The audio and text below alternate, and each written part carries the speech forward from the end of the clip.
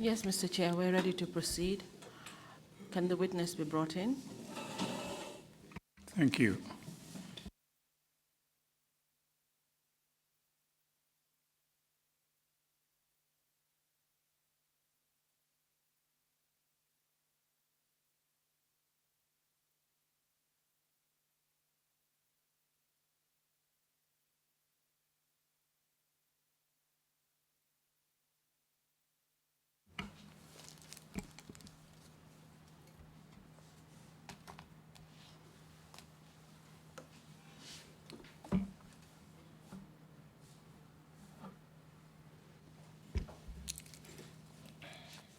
Welcome back, Mr. Sowe. And just to remind you that you're still under oath. So mo bismillah ka imorden foti dagol non kono hajoni mo halina mo andina ma wonde ma kudongol kudino da dongol hajoni ko gol dari. And that during the last session you gave us a brief introduction of yourself, being your educational background, your work experience. Yonda men premier den de jodino den do den halni yimbe du woni gandal gal hebudangal sengo golle ma den kanyum may jande ma den gadi kande tolni. You also mentioned about the incident when your vehicle was broken into. Te haali do sengo ngo andanda wonde ma gilande ma moto ma gonde ma o fusano wibe be naati e makko be fusimo.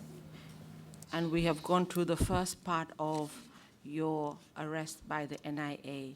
Nangugol ngol nangadangol du woni NIA ben feccere mun den ni no wayni en yewti dum joni du woni NIA ben bilande me dangul be nangulama. And just before we took the break, we were at the part where you mentioned that you were taken to the invest department.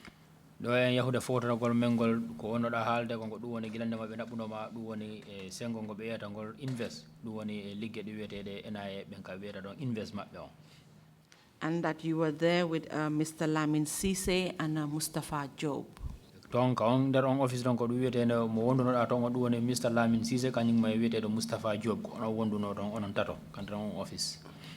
Can you continue to tell us what happened at Invest? Da way jettirde don fuddoda yewtore ma den don der on office ko wonno don du woni der on office wetede Invest. So Invest mini Mustafa fuddi men yewtande nde tawi min haaja ka yewtere makko de dal. As I was saying, Mustafa was making jokes, but at that time I was not in the mood for jokes. So koni o wari o haali directly ko dum taki ngarmi ton. That's the time when he realized my mood. That's the time when he came out plainly and told me why I was there. First ko adi kam lamdade o wi kam ko yomo o kam kayde o wi kam yo windu statement. Where he started, he gave me a paper and told me to write down my statement. Dem mi salo mbi mo min windata ko mi ko jidda mi winda o wi yo mi windu ko hono ngardumi ha jotti mi invest. Then he told me to write a statement. Initially I refused, but he told me to write how I came all the way up to that office, the office called Invest. Bindumi. And I wrote. Nemi pari o wi kam o lamdi kam hoto mobile jam di ngoni kam bi momi di to damugal to. After writing my statement, he asked me, where are your mobile phones? I told him that they are at the gate where they took all my belongings. Sorry, Mr. Sowe, what did you put in the statement that you wrote? Mr. Sowe, statement mo winduda ko hondum konguli hondu waduda der no. Mi halan no rek from time the Idi Gomez Arno office chief of protocol Moses Benjamin Diallo o wi kam ko direct amen falama yide so min jaltidi ngardu e makko min sonkani min lamdotirani min jewtani sax fayda. What I wrote on the paper was that when I went into my boss office, the chief of protocol, and when Edu found me there, that was my boss was Moses Benjamin Diallo. That's where Edu found me, and I wrote how I left the office of the chief of protocol with Edu on the way coming. We didn't even converse, we didn't discuss anything. We didn't talk to each other until we reached the main gate of the NIA. That's all what I wrote, what happened on the route up to that point. Sorry, Mr. Sowe, 1 minute. So at the time of writing your statement, had you been told why you were brought to the NIA? What to mo winde no da o statement ma on. Ndabbe halan no ma dalile ko tababu ko sababi ko tagi be arda en office NIA. Ala. No.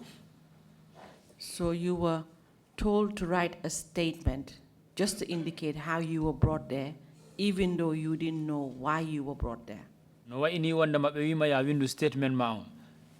Danaka be wi ya windu statement on kono no wa ini anga anda ko honno sababu wadi be adduma don kono be wi tay ya windu statement ma on ko honno arduda don.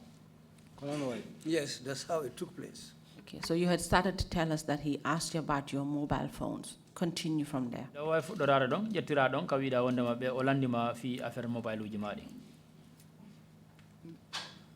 Hender statement he mi haali wonde no mi windi statement he wonde no damugal do be jepti mobile am o yo wallet am o yo laptop bag am o yo laptop o fof. In my statement, I wrote there that when we reached the gate, I was stripped of my mobile phones, my wallet, my handbag, and my laptop and my keys. So, ko ontuma wi kam de keda wonde laptop mi mo wi kam. That's the time he asked me, "Oh, you have a laptop?" I said yes. He said, "So it's at the gate?" I said yes. O wi kam okay. O wi kam kaydi wondi. He gave me another paper. O wi yo mi windu hen password ji mobile am o fof mobile jam di fof kam yo user logging name laptop am. That's the time he gave me a piece of paper and told me to write down the password for my mobiles and the login password for my laptop. How many mobiles did you have? Mobile ji jelu jogino da on watto. Okay, mobile yi tati mi wonduno. I was having 3 mobile phones. So you wrote down the password for your mobile phones and also for the laptop. Way ni a windi mobile ma on password makko kanyum may laptop ma on password makko windu da din di fof. Kono noy. Yes, Did he tell that's what I you? did. Did he tell you why he needed your passwords? O halan no makko ko hondu wadi himo su imo hajori din password uji. O wi o fala wawde udi taw si o yidi udi do wawde udi de. He said the reason for that is if he wants to go into my, if he wants to open my phones and the laptop so that he can be able to do that. That's why he was asking for the passwords of my mobiles and the laptop. Still up to this point, did you know why you were at the NIA? Ha o wattu ka wondon do nda arno e hakkille ma andugol wondama ko hondum taki da sababi wondama e benoduma benuma NIA. Ala taw mi anda. No, I still didn't know why I was brought to the NIA. So in your statement, you've mentioned that then you had to stay there the whole day. Is that correct? When you consider statement ma holliri wondama dum takuno won be wona ton e nyallangal fop. Da don ko gonga. Ay. Yes. And that at some point they now escorted you to your home in Yundum. Hebuno wattu wondama wonde be fejjima be da umaka galle ma dum woni Yundum. Ay. Yes. Can you tell us what happened then? Yoni da way te halande yimbe ko dum ngadi waditi ila du wadi. Gila Mustafa hebi mobile jam di laptop o. When Mustafa took my mobiles and my laptop, Ko kanko ndaranno ko wonno e mobile ji he. he was the person who checked what was in my mobiles.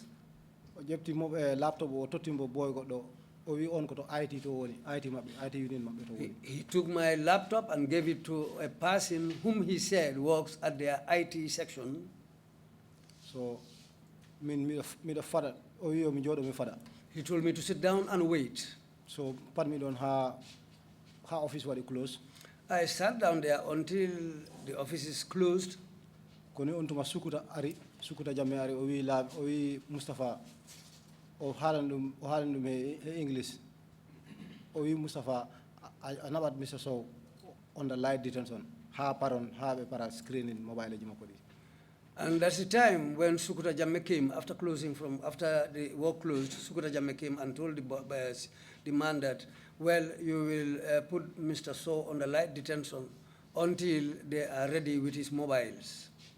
Mr. Sowe, what time was this? Onko nyallangal ko mondoro wattu ombo. Yotagol amen to Mr. Job was around 11 subaka min goni to non ha 4.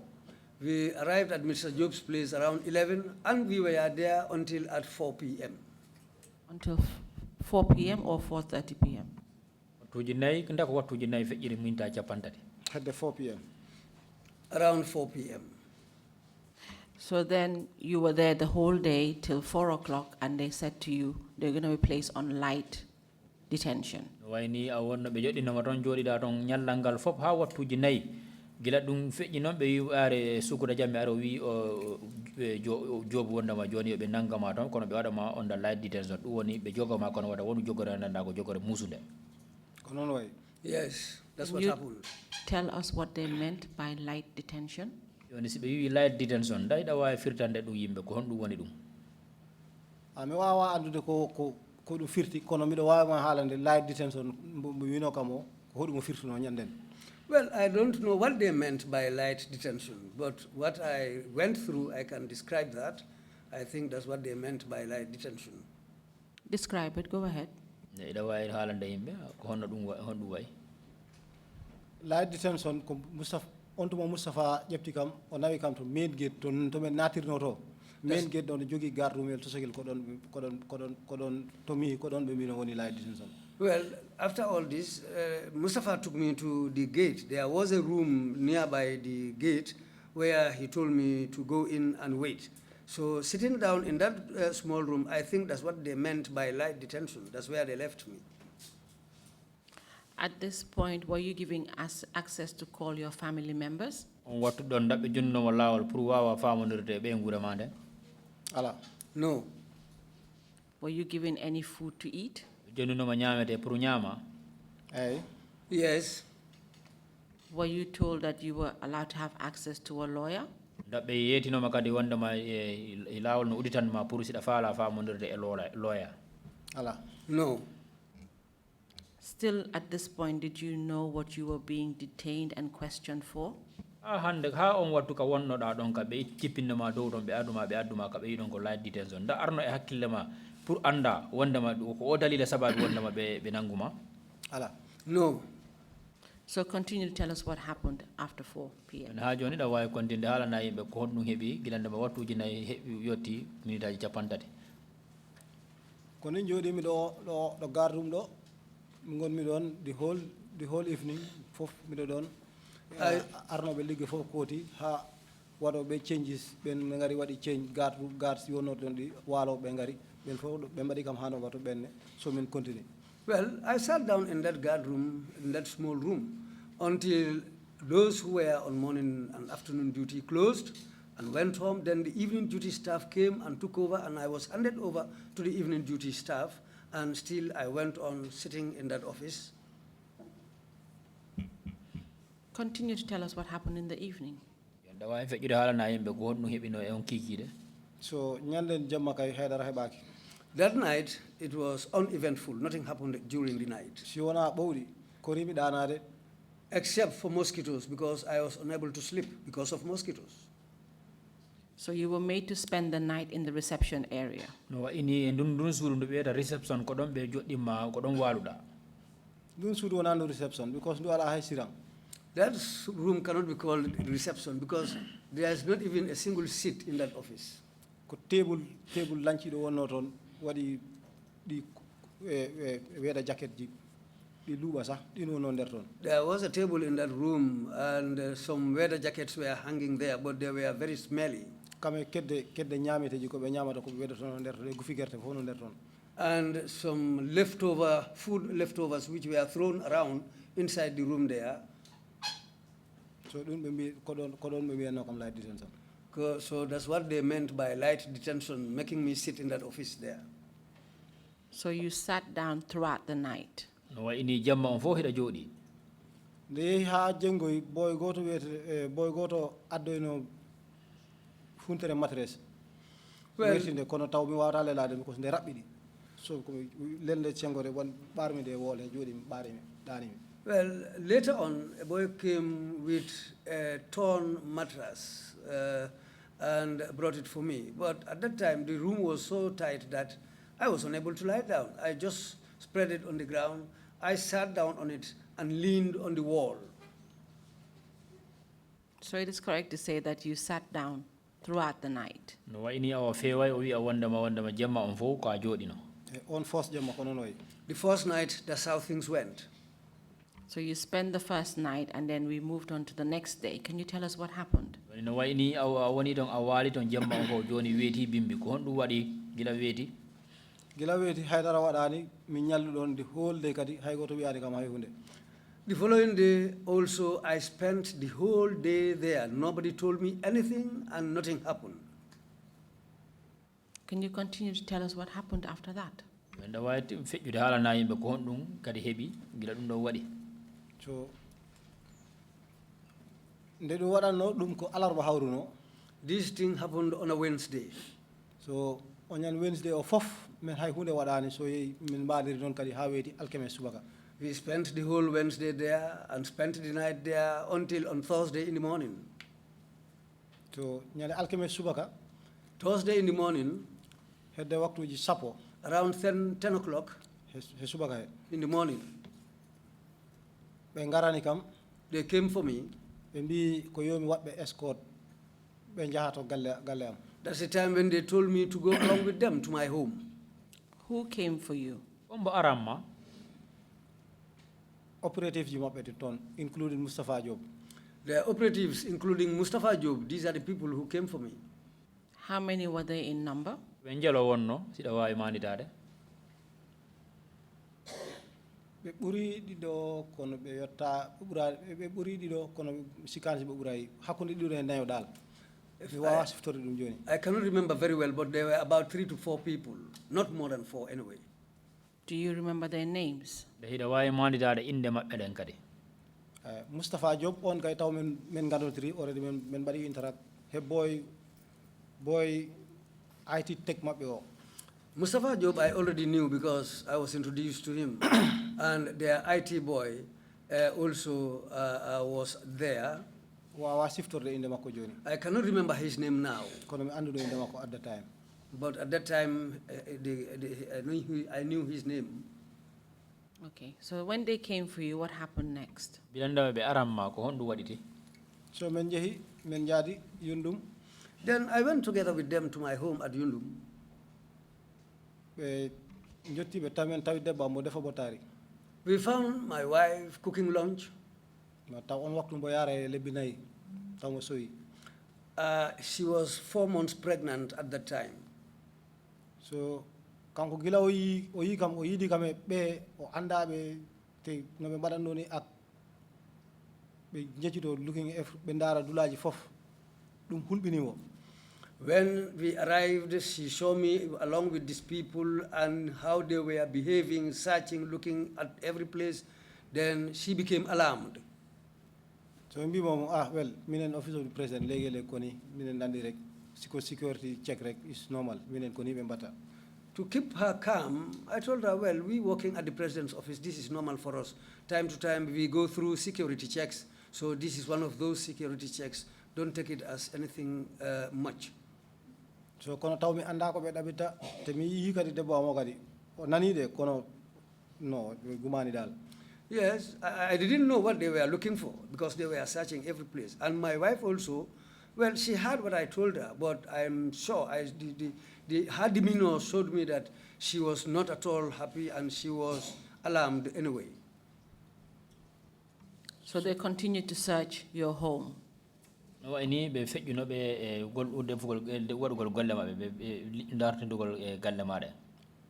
Ay so min taw all time ko sudu ngono min du ko rume palo rek wono don and be backyard. So you know be ngari be putti dabide everywhere so min dene kobot mo jogino mi jogino lokaji didi you know suitcase ajam di fof yaltin mi caabi do toton. Yes, I was living in a double room, a room and parlor and a backyard. So when they came, they were looking everything inside my 2 cupboards and my lockers. I took out my key and gave it to them, and they brought out my 2 suitcases. They checked. They were looking everywhere. My things were scattered everywhere inside the room. So Then that's the time when I asked them, what are you looking for, so that I can help you?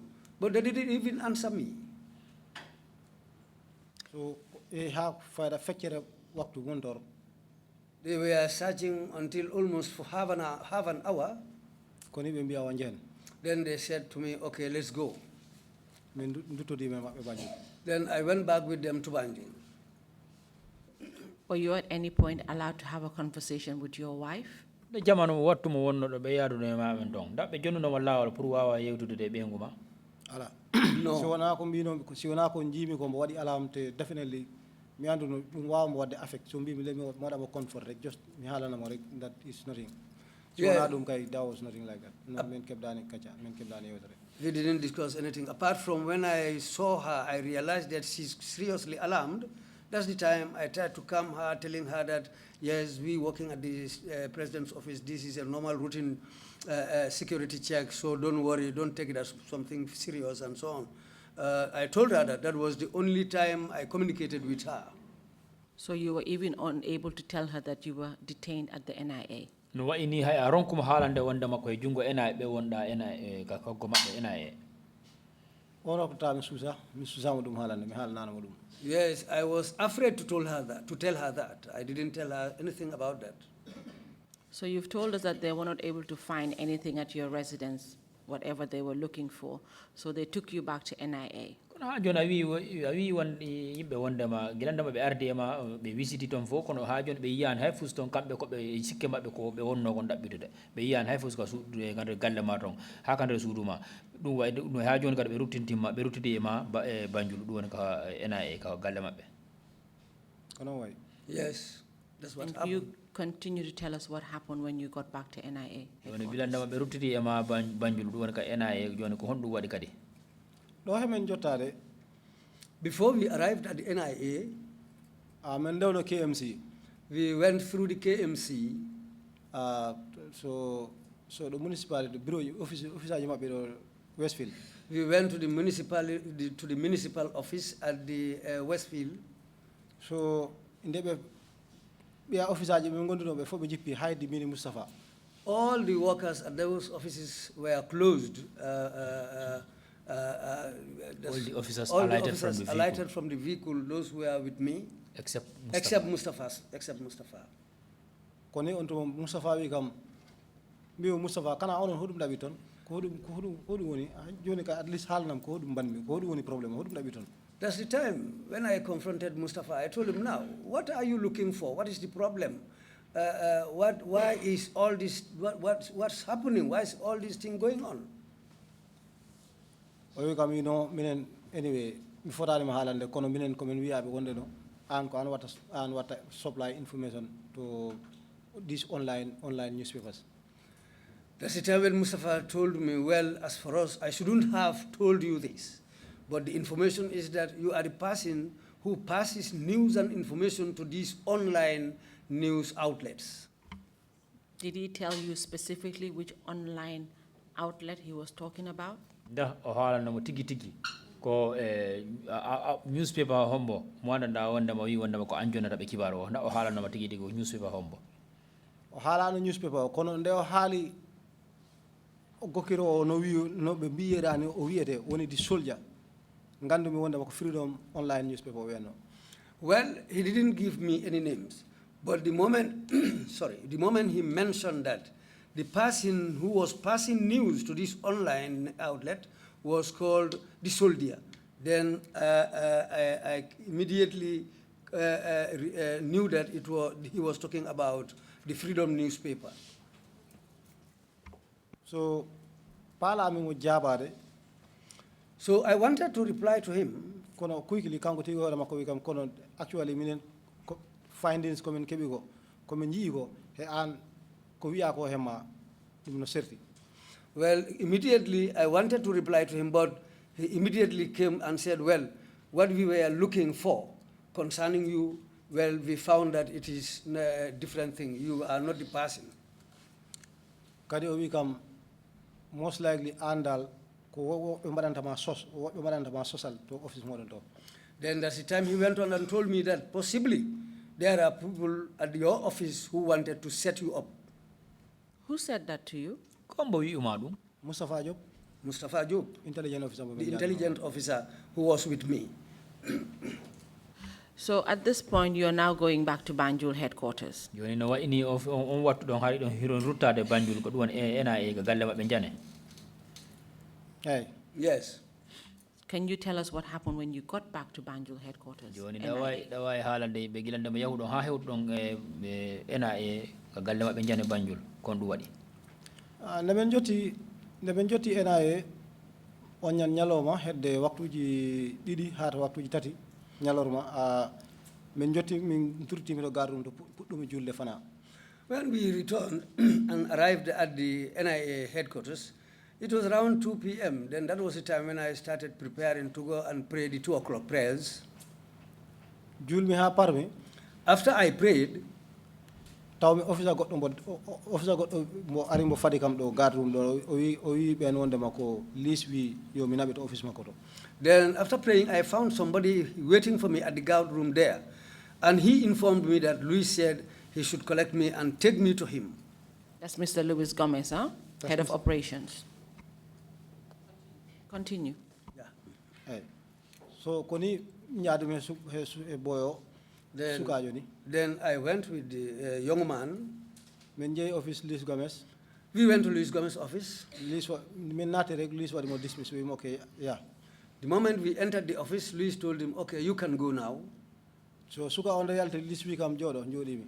The moment the young man went out, Luis told me to sit down. Then I sat down. O wi kam Mr. Sowe mi monam. O wi kam a jarama because mi waɗi understand on a waɗi corporate a yaadi he namdi ko min lamdotono ko. Then that's the time when he told me, Mr. Sowe, I said yes. He said to me, thank you very much. You have cooperated with my people. The time they went along with you, you have been cooperative with them and you cooperated very well. O wi kam temendari communication gadget ji maɗi jogiɗaɗi fof. And after we checked all your communication gadgets, o wiyte kadi mi faala andude weeda min officer jam ɗi weeda ɓe toñima walla ɓe yennima na walla ɓe fiima na walla ɓe haalima ko welani. Then I also want to know my officers, whether they beat you or they insulted you or they did anything wrong or bad to you. Mbi ɗum ala hay hunde ɓe mbaɗani kam. Then I told him, no, they didn't do anything to me. Kono o wi kam min dal men daari men tawi an ko haala ko hema heko men tawi ko hema ina serti ɗum ɗen geɗe ɗi mbawon e neɗɗo goto. Then that's the time when he told me that the information we were given about you, we discovered that it is wrong. We found something very different from what they told us about you. Temen gandi neɗɗo goto bawɗo wadde ko min jii ko hema o wawata wonde on bo ɓe mbita o ko on gonɗa. Then what we saw in you is quite different from what they told us about you, because the information we were given and what we discovered about you are two different things. It cannot be the same person. Mr. Sowe, you keep saying he said what they told us about you. Did he mention any of the names of they? We hida hala tan dawe wonde ma ko be wi men kon affaire ma commentaire kon ma wona gotum nda o hala no ma ko hon dum woni dum O haalnano kam hombo woni ɓeen kanko ko ɓee rek o wiyata in English they kono wiyani kam ɓee o innani en inde wotere. He didn't mention any name. He was just saying they in English, but he didn't mention any name. Did he say exactly what they had reported to the NIA headquarters about you? O hala no so wi be ko hondum ko façon hala façon hondum be wan be hala no halani be e fi sengoma nda o hala nan dum don. No, kanko o haalnani kam ɗum. No, he didn't tell me anything that they told them or the information which was passed to them. He didn't reveal that to me. Continue with your conversation with Mr. Luis Gomez. Nda way fejjude hala ko hala ko andana ko dum fejji hakkunde ma Mr. Luis Gomez. So Mr. Luis Gomez wi kam min komi jaago te min komi Catholic. That's the time when Mr. Luis told me, I am from the Manjago tribe and I am also a Catholic. O wiyte min Jesus Christ tan ko on tan gandumi mo ganduɗa ko lawol mo mbawmi jokku. Then he told me also that as a Catholic, I believe in Jesus Christ and I'm following his ways. O wi ko jiimi kohe ma ko ni wayno ko yimɓe jiɗma addude am mbeli mi waɗa ko kala ko mbawmi heddowma mbeli mi heɓa konngol iwde e ma. He told me then that the people who gave us this information about you were people who wanted just to set you up so that we can do some things to you. And I think that's the main reason why they did all this. O kono min hay goto hay ko jolfe o haalni kam ɗo wi kam man ken ɗuma use may torohal domi janguru. And that's the time he switched to Wolof and told me that nobody will instigate me to trouble another person or to put somebody else in serious trouble who is another person's relative. So what happened after this conversation? Hala ka ɗo gasiro sa ko wi o wi kam in fact jango Friday o wi kam jango si tawi woni ɗo ha jango hay hunde haalaka e fima jango min nelanan ma ngara nodda goɗɗo arawan ma bel. He told me tomorrow Friday, from now against tomorrow Friday, if we didn't have any other information about you, then I'll send somebody to come and organize a bail for you. I think he meant to say, I will ask somebody to come and bail you. Nda ko wi ko ɗum wi wonde mo wi o kanko o wi e wonde ma goɗɗo yo ar pour o waɗa ma bail. O wi min min mi nodda goɗɗo o ara waɗa kam bail. What he meant was that for him, the witness, to send for somebody to come and bail him. Thank you very much. So continue. What happened on the Friday?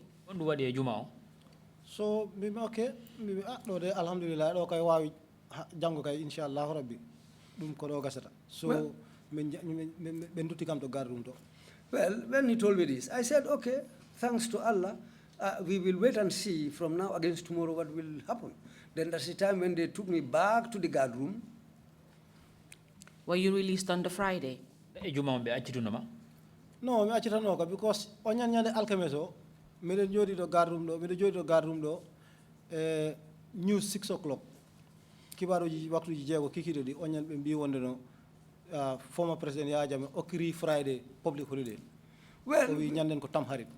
Well, I was at that guard room waiting until around 6 p.m. We listened to the 6 o'clock news from the radio, and that was the time when it was announced over the radio that the following day, Friday, is going to be a public holiday.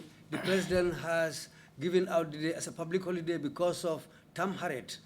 Because of that day, there was going to be no work. So it means NIA did not work on public holidays? No, any NIA kambe be gollata e nyalande public holiday. So labane kamde, but si we am a public holiday rek min kay I lost hope. Yes, well, that was not clear to me, but the moment they mentioned that it's a public holiday, that's the moment I lost hope. So being that it was a Friday, you were not released on that day? No, any wa ko nyalande ko aljuma awa be wa tam akiri do men nyalande. So you had to spend the weekend at the NIA headquarters? Oh, no, ini joni awonai tonka NIA ton duwoni asewe dimanche on fop ko taw awonata. So then we got to Monday morning. Duwoni ardange tenengo. Were you released on the Monday? The tenengo be accitunoma. Accitane kam nyande teneng. I was not released on Monday too. Were you released the following day, which is the Tuesday? Alata on no be accitunoma. E ko nyande telata be accitoy kam. Yes, I was released on Tuesday. Can you tell us how your release went? Dawai haalande yimɓe accudu gon ko honno ardi. Nyande nde wonno min ko Friday ɓe mbino kam ɗum yahani so nyande tenen onyan mi fadi ha mi wodi nothing happen ha office waɗi close. In fact nyande around after 5 waɗi close sa. So ndeɓe fof ɓe hooti jemma hen goɗɗo wiyoy kam wondema in fact han nam yewta goto wi oya billahi hande ko lan case wonno ɗo lamin waji wara en fof tawɓe ɗo hande ko case maɓɓe wonno ɗo hande ko ɗum taki ɓe jiti hay audité ni sa but jango most likely so lamdi be waɗani kam ɗum clarify. Yes, we were there. No, nothing happened on Monday until at night when people were there. We were chatting and I heard them saying that there was a serious land case on that Monday which involved Lamin Juara and some other people. So this is it. But most probably something will happen the following day, which happens to be on Tuesday. So Tuesday morning, Allah wadi nyande talata subaka onyan be ngarani kam titi be nabi kam invest. Well, Tuesday morning again, they came for me and took me back to that office, the Invest office. Koni sukuta jamme yepti telephone line mako o wi kam jiddo ya call goddo neddo goto tan gondudo e biometric ID card ora won ma bel. That's the time when Sukuta Jamme took his telephone and told me to call somebody who has a biometric ID card so that that person can come and bail me. So by this time, you had been detained at the NIA for at least 7 days. No ini on nyalande wadi balde jeedidi hida nanga NIA. Konon way. Yes, that's how it happened. And you were on what they called light detention. Ha joni ko be yata kon light detention ko on ko ley du wonda. Konon way. Yes, that's what happened.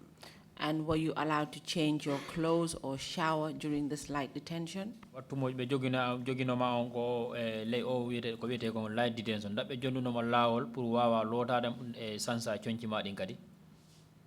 Iloro no kono taw chombi sancete di ala. Yes, they allow me to have showers or to take bath, but I cannot change my clothes. So for the whole 7 days, you wore the same clothes? Wa ini balde jeedi den fo ko cionci goti di borni adin ko din tam bornino da. Konon way. Yes. So I presume that indicates that you were not allowed visitors either to bring you any clothes or food. Wa joni no wayni min tigi e mijo no wayni e anne wonde mako awa be jonnano ma lawol pour musibe ma ara dartindo ma don sakko be adorno ma nyamete sakko e cionci ko borno da. Yes, that's how it went. Were you at any... lawol ngol andanda wonde ma hin ko lawol musungol e hakkil ma e bandundu. Si wona bawdi. No, apart from the mosquitoes. Were you threatened? Where the house, the room where I was kept, human beings shouldn't be kept in a room like that. In fact, no hersinisa, we had a government agency, which jogo a room so close to the nature is not human, even for them. It's a shame, a government office like that office, having a room like that and very close to the main entrance. That room was shabby, and the condition of the room was really, really bad. To keep somebody in that room is really inhuman. Mr. Sowe, were you at any time threatened during your stay at the NIA? Jamano mo be nanguno ma do on fo dum woni balde jeedi de ndaw wattu hewtuno ma nda e be hulbini ma don. Ala, hay goto hulbinani kam. No, nobody threatened me. So then you were released on the Friday and asked to report back on Monday. Tuesday. He was released on Tuesday. Sorry, yes, you were released on the Tuesday. But then you were asked to report back on the Wednesday. Ko itala to be accituma joni be yuma e alarba de way arde hollira hore ma dum woni wada report. Ko du wonno sardiyeji bel abo. That was one of the bail conditions. Ko yomi ar jango hen mudum te nyande fof yomi ar yomi war report to office mabbe to So 10 that o'clock. I can come back and report to them on Wednesday, and that should continue so that every day at 10 in the morning I should come and report. But then you were asked to go back the Thursday, and then the Friday they told you to rest and come back the following Monday to report. Is that correct? Yahu alkamisa on al juma on fo da tala teno on fudda da e arde hollira hore ma. Ko non way. Yes, that's how it went. Can you tell us what happened when you reported on the Monday? Yoni etenen on gila on ma yahuda hollirgol hore ma ko hondu wadi. Ballan jahanno be report bail of simi arino ko be kolano sukuta jamme be biya dum Mr. Sowe ari sorry be Mr. Sowe ari so o yadum okay ngarde he mudum ha gay so men jaada e mabbe goto wada kam men jaa ha to invest mi yida e mabbe salmondere mi wada don maybe 10 minutes men jalta e balle di den banmi de report woni alarba e alkemes fof kono wana kono nyande ngaro mi nyande tenen de be koli ton ko lease what do you call. Yes, on those 2 days, I used to come to report, and when I arrive at the gate, somebody will escort me to Sukuta Jame's office. When I go there, I'll spend about 10 minutes, and after exchanging greetings, then I'll go back. But on the third day, Nyande Tapo O, Konde Nyande Haldi Luis. Ko angone wi de Mr. Sowe.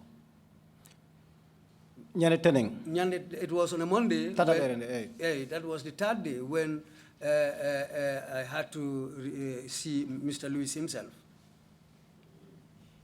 So ngandumi wana woni normal because mi ari no ko aussi sukuta jame rek jidan no mi that's it mi hota kono this time around tenen on the nyar min ngarmi don nyanen ko mbi ko be nabi kam to Luis Gomez instead. Then on a Monday, usually the previous days when I come, I used to report to Sukuta Jammeh. But on this Monday, when I came, then they told me to report to Luis Gomez. Then I realized that it's not normal. Mr. Sowe, are you okay to continue? Tahida kawanda ga joda do hido no fewi e ma pour wawa ko ide yewtere ne. I'm good. We can give you a few seconds to have some water if you need. Sida fala be ma jonnude mondoro wattu ji seda pour jetta ndiyam yara. Yeah, I am okay. All right. So can you continue to tell us what happened when you got to Mr. Luis Gomez's office? Yonda way fe juda ala na yimbe gilanda ma yahuda der office Luis Gomez ko hondu wadi nyande nyalande tabbere ne. Nyanden hawri ko tane nyande 30 December 2012. It was was to office Luis Gomez we come Jordan Jodi. It was on a Monday, 30th of Third day. That was the third day when I went to Luis Gomez's office. The moment I entered his office, he told me to sit down. Then I sat down.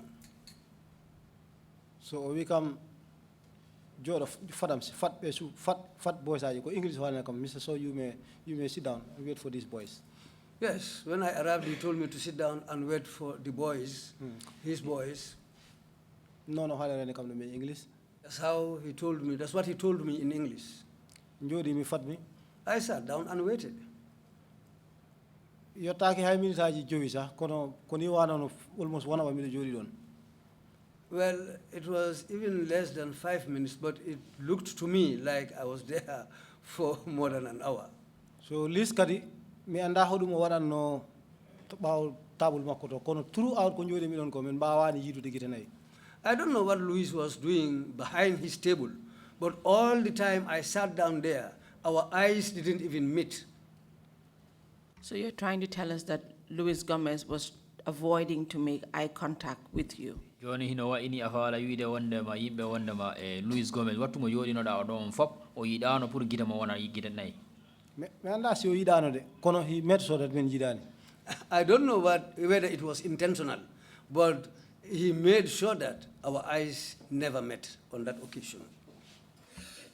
And then within 5 minutes, his junior officers came into the office. You know what? In the minute aji jowi tan sukabe makko ben wonbe les makko be ari be naati kan office. Kono way ben Yes. sukabe do be naati. Two of his boys came in. Do you know the names of the officers that came in? En sukabe makko woni wonbe ley makko be ndahida wawi andude inde mabbe ne. Nde wono ha yeso hen der story be ando no suka goto wi ko suso wi something suso. Well, I didn't know it instantly, but later on, I came to realize that one of those two people who came into the office, one of them had a surname which was Suso. Continue to tell us what happened after they came into the office. I continue halana yimbe gilande mabbe sukabe makko be ari kan office ton. Nde be ari e wadi o compliment ha pare be wimo director we are ready English. When they came into the office, after they exchanged greetings, then they told him, Director, we are here and we are ready. Kone we come, okay, Mr. Sowe, you may go with these boys. And at the time, he turned to me and told me, Mr. Sowe, you can go with these boys. We come, good luck. Then he said to me, good luck. So then you followed the two officers out of Mr. Lewis's office. No way ni jokkuda ben sukabe dido be anda hibe ley Mr. Luis Gomez be yalti do mabbe kan office Luis Gomez. Yaltumi men yalti me mabbe njejiti mi Louis mbi dum thank you. Yeah, then we left, and later on I turned to Mr. Gomez and I told him, thank you. Can you continue to tell us where you went? Yanda way halande yimbe honto yahudon yaruda e mabbe.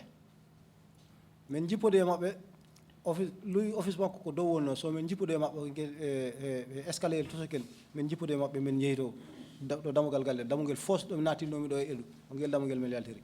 Yes, we alighted some stairs because Louis' office was upstairs. We alighted the stairs and came down and we went out. The small door that we came through at the main gate, we went back to that same small door again. Ndemen jahanno, When we were going, force ko men ƴeŋannono to luy taw ɗon hay hunde ala ɗon kono men jippoto men tawi ɗon moto liiso e hoore makko Pajero makko Mitsubishi Pajero. when we were climbing up, there was no vehicle parked near at the door leading to Mr. Gomez's office. But when we were coming down, we found his Pajero parked at the stairs down there, downstairs. So from the time that you left Mr. Lewis's office all the way down to where the car was parked, had anybody indicated to you where you were being taken to?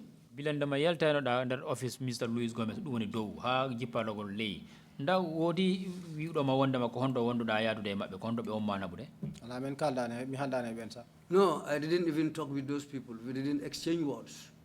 So you just followed them blindly. no wayni a jokkiriɓe ni tan e niwre Ay. Yes. As per your statement, you don't got into the Pajero.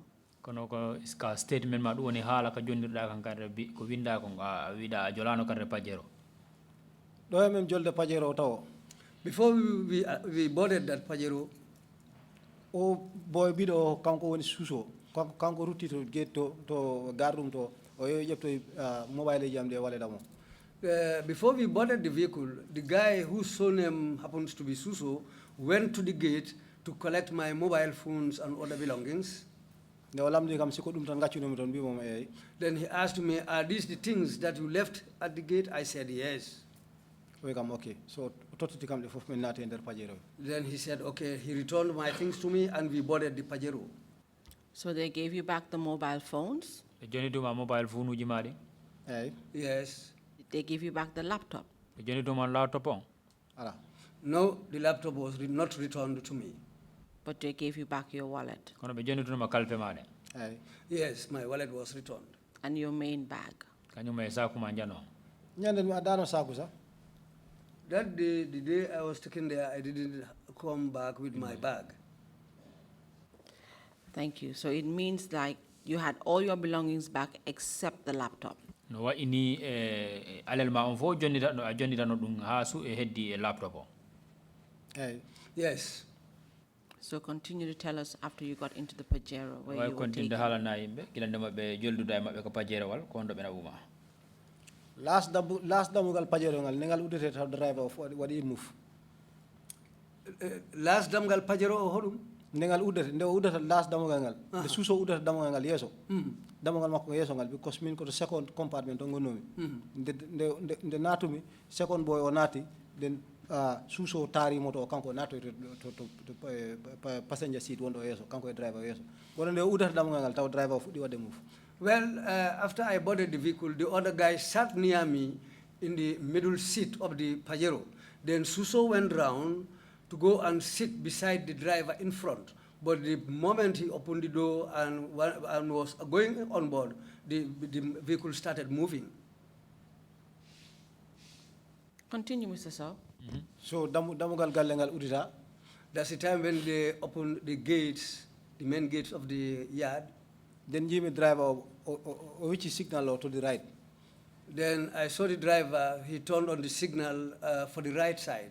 min jooɗino caggal driver o I was sitting right behind the driver. te min Pajero list mo joguino ko exactly the same Pajero min mbaɗanomi use. Then the Pajero that Luis had was exactly the same type of Pajero I was having. So on waktu ɗon hakkillam heewi lamdi heewi e hoore am ko remi andu dal ko hoɗum fonmi lamdade walla ndax miɗo foti lamdade sah in the first place. Well, at that moment, a lot into my mind. In fact, I became confused. I don't even know what to ask because I don't know what was going on. I was unable to think of anything straight. So min kalani hay goto e amen haalani min jeehi ha men jawti Bond Road. Then that's how we came until we passed Bond Road, but there was no communication between any of us. On tuma Suso nde wonno kanko ko yeeso jooɗino. And at that time, Suso, who was sitting in front next to the driver, o yecciti kam o wi kam Mr. Sow mbimo nam o wi kam we are given instructions he English o haalinani kam ɗum we are given instructions to transfer you to Mile 2 Central Prisons for detention until further notice. that's the time when Suso turned to me when we reached Bond Road. He told me, Mr. Sow, I said yes. He told me, we have been given instructions to take you to the Mile 2 prison and hand you over there. Until further notice. Until further notice. Mr. Sowe, did he indicate who they got these instructions from? Da o yetinoma ko hombo be jonni hombo jonni ko jungo hombo be hebinde yamirore. Lamda ki Musa? I didn't even ask him. So halnani kam. And he didn't tell me. At this point, were you charged with any offense? On wattu do dabbe teguno tuumal e hoore ma wi gol wonnama ko dunge dumbe men be tuumada e sengo luwa. Ala. No. Before this point of you getting into the Pajero to be driven to Mile 2, were you taken before any court of law? On wattu don do be jolnudama en gal motowal be nabama Mile 2 ka kaso nda be nabunoma yeso e nabunoma court. Ala. No. So directly from NIA, you were taken to Mile 2 Central Prison. No ini direct be tuma NIA ka hoggo mabbe jana don be nabuma direct Mile 2 ka kaso jano. Yes. Mr. Sowe, are you okay to continue? Ina hino fono fe ema pour continue. Yes. And you were taken on instructions of an individual you're not aware of? No ini be na uma e do yamirore neddo mo andanda antike anda ko e do yamirore hombo be nabirma. Yes. So then when you got to Mile 2, can you tell us what happened then? Joni hino wa ini gilandama yahudon ha yotti don Mile 2 kaso ko hala yimbe ko hondu wadi don. Yala Suso halani kam dum. When Suso gave me this information, me falno widombo nembian mom okay on a problem. I wanted to tell him, yes, okay, no problem. Kono we come English, take it in good faith because we know that you are innocent. That's the time when I wanted to tell him that, yes, okay, but he went on and said, well, take it with good faith because we know that you are innocent. We are just doing our job. And that's the time when he said, we are just doing our job. It's quite fine with me. Then I replied to him and said, it's quite fine with me. Then we went. Prison or ton ko office Commissioner Fall. When we reached the prison, they took me to Commissioner Fall's office. Commissioner Fall, kanko no Commissioner of Operations, I don't know, admissions, I don't know, something like that. Commissioner Fall, at that time, I'm not quite sure, but it looks like he was the Commissioner of prisons at that time for people who are going to be incarcerated. Admitted. Do you know the name, the first name of Mr. Fall? This Commissioner Fall? And in the Makondent. No, I cannot remember his name. So when you got to Mile 2 prisons, you went directly to Commissioner Fall's office? Yotti don ka kaso don won Mile 2 bena uma direct ka office of Mr. Fall. Yes. Tell us what happened in Mr. Fall's office. Woni hala yimbe ko dum hebi ton ka der office Mr. Fall. Gelaben yotti Mr. Fall do ayot office mako ayota clerk menda ko clerk nako odli mako ndako secretary mako na me anda kono ko suka gorko. When before entering Mr. Fall's office, there is somebody who you first see. I don't know whether he is a clerk or the secretary or whatever or the orderly. That person was before at the place before entering Mr. Fall's office. But he's a man. But he's a man. On one men having that office Mr. Fall. He helped us to enter Mr. Fall's office. Men tawton Mr. Fall, what do you mean welcome men jodi men tato. We found Mr. Fall there. He welcomed us and asked us to sit down. The three of us all sat down. Koni ontuma the men salmondiri haven pare suso wimo commissioner I am directed to bring Mr. Sowe here for detention until further notice. After exchanging greetings, that's the time when Suso told Mr. Fall that, well, we have been instructed to bring Mr. Sowe here for detention until further notice. Sorry, Mr. Interpreter, please, if the witness speaks in English, can you translate for us in the fuller language? Okay. Thank you, sir. Okay. Thank you. Thank you. Go ahead, Mr. Sowe. Koni Mr. Fall nani ko suka o haali ko kono o wi on kanko tigi hoore makko on namditi suka o wimbo ko hombo okki on instruction hombo neli hombo wi on yo on addu oɗo. That's the time when Mr. Fall himself asked the question that, who gave you the instruction to bring Mr. Sowe here? Suka o dal parano halde. Well, he was reluctant to answer that question.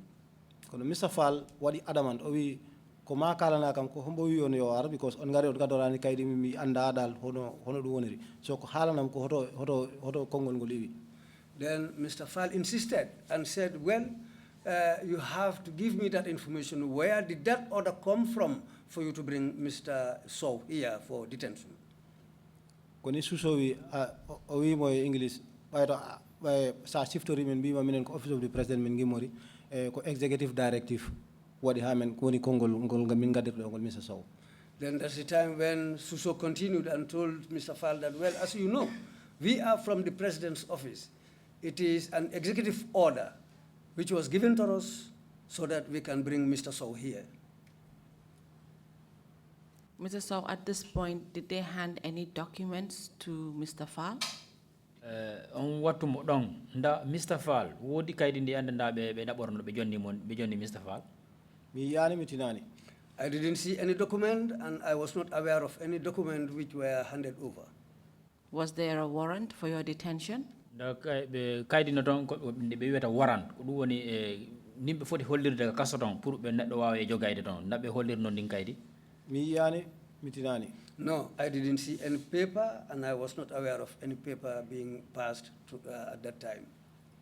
So you're telling this commission today that you were actually taken from a department, NIA, transported all the way to Mile 2 Central Prisons, and there was no warrant or any sort of documentation to show that you were to be detained in the Mile 2 Central Prisons. Joni no wayni afala the commission on do ni hande wondem an ko golle de andanda no wiye NIA ko ben jettuma be nabuma be jolluma e moto be nabuma ka kaso be nabuma ka kaso don pour be joddina ma ton to be nabuma ton kaydi be hollira ka ton kaydi wi wetendi warrant no kaydi hay kaydi be hollirani be wi gol wondema pour yo men addi Mr. Sowe po en jogomo do ha yeso Gonga selludo. Yeah, that's true. Thank you, Mr. Sowe. ajara. So then at this point, the NIA officers handed you over to Mile 2 Prisons and left. Joni o watuni no ini NIA be ari don be jonnima ligoto be bombe be kaso be yehi. Do hebe yade. Before they departed, Mr. Suso noduno otli makko gondo momen ngadi o yawtudo damogal makko do noddi on o ari o wimbo Mr. Sowe is to be admitted. So can you book him? there's a time when, before they left, Mr. Suso called the orderly that we passed at the door of the office and told him to come. When he came, Mr. Suso told that man, well, now, Mr. Sowe has been brought here for detention. Can you please admit him? That's how I left and went with that young man. We went back to his office. He asked me what things do I have on my body. Then I took out everything that were in my pocket, and all things that I had, I took everything out and handed over. He told me to take off my shoes. I took off my shoes. He told me to take off my jacket. I took off my jacket. Then Then he told me to take off my rings and my wristwatch and the belt on my trousers and my glasses. He told me to place everything on top of the table. So, me comply. I complied and did all that. So, the bagage you take me off? All those things that I placed on the table, he wrote everything one by one. Business card you go on yo, kalis ko no ron yo, fof kala ko wano on der wallet. even number wallet or mark or window. Then he opened my wallet, the amount of money in there, my business cards, the other documents, and everything, even the wallet's number, he wrote it down. He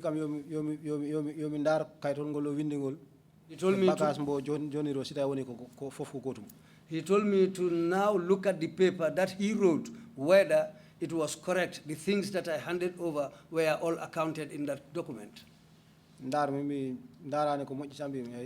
I looked, but I didn't even check properly. I said yes. Oh, you what sign, but me don't sign. He told me to sign it, then I signed the document.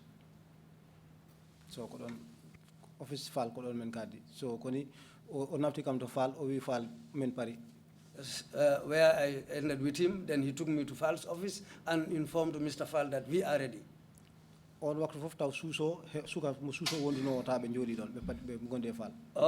time, Suso was sitting there with the other man who escorted me to come to that place.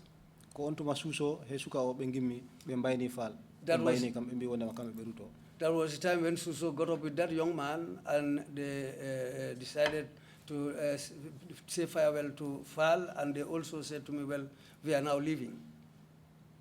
So can you tell us after that what happened? When they left you there?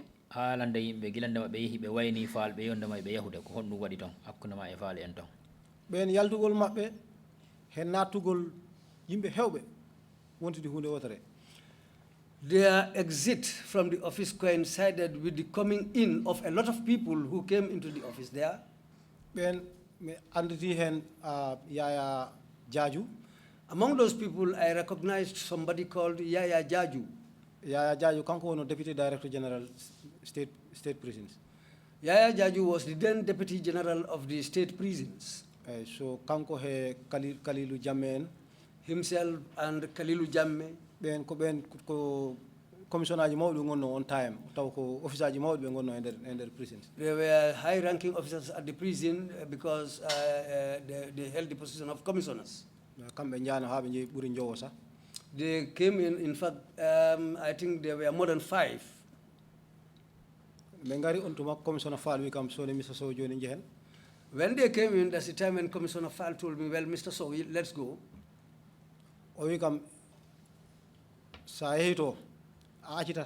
Because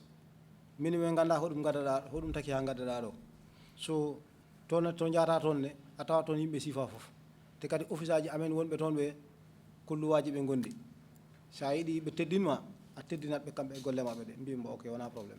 Then when we were about to go, Mr. Fall told me, now, Mr. Sowe, you have to be very careful. The place where we are taking you to is a place where you will find a lot of people. You have to respect them, and they will also respect you. You have to be very careful because all those types of people there, they are different people. So just be careful and take care of yourself. And we don't know why you are. Because we don't even know why you are here. I said, okay.